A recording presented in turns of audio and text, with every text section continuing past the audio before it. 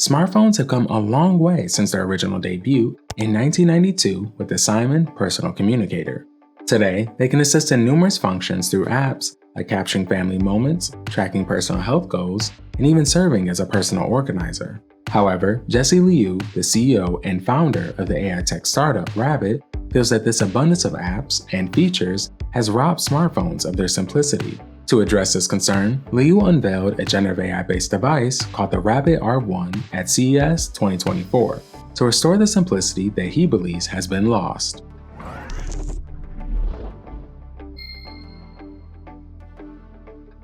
In this video, I'll be going over the top 5 features of the Rabbit R1 and give my honest opinion on whether I think this device could potentially replace smartphones with something a little more simpler. When it comes to the hardware of the Rabbit R1, its general build has a unique look that caught a lot of people's attention at CES.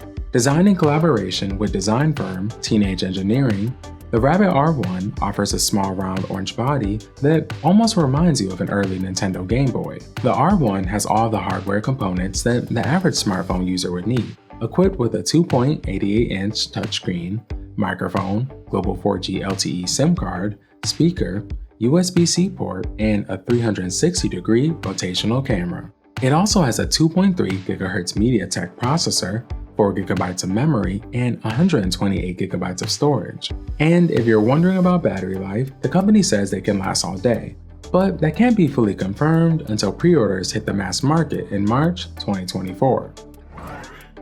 Rabbit's Large Action Model, or LAM, is the foundation of the Rabbit R1, designed to make AI systems emulate human actions.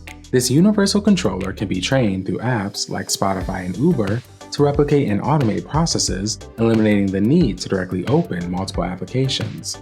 LAM learns through demonstration, replicating processes based on observed human interactions with interfaces across various devices. Another major selling point is the Rabbit R1's Rabbit OS, the first OS built on LAM, which the company says is a universal solution to trigger services. The OS offers personal AI agents called Rabbits to execute various tasks, which sets itself apart from simple voice-based assistants. Aiming to offer a seamless experience, Rabbit OS can control music, transportation, and messaging through the voice assistants and the device's push-to-talk button. If you're interested in more electronics and connected devices, visit TechRepublic Academy for the best deals and gadgets on the market.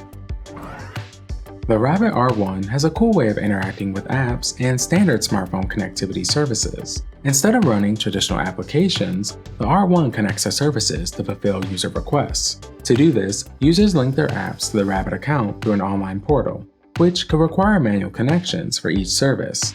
When it comes to connectivity, the device offers Bluetooth 5.0, Wi-Fi, and 4G LTE. It's worth mentioning that Rabbit emphasizes that no login data is stored and authentication happens on the app system. When linking these new apps, the Rabbit R1 has a feature called Training Mode that allows users to train their LAM-powered Rabbit.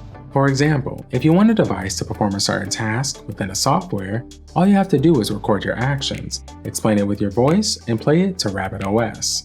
LAM will learn the action and create a Rabbit that can be applied to various scenarios.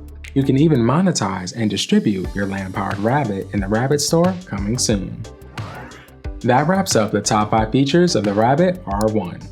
So overall, I don't think this device is going to replace smartphones, but I have to give them credit for making something that's really ambitious and brand new. I'll definitely be on the lookout for the R2 based on customer feedback.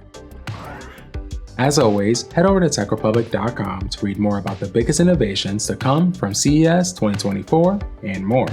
Till next time, thanks for watching.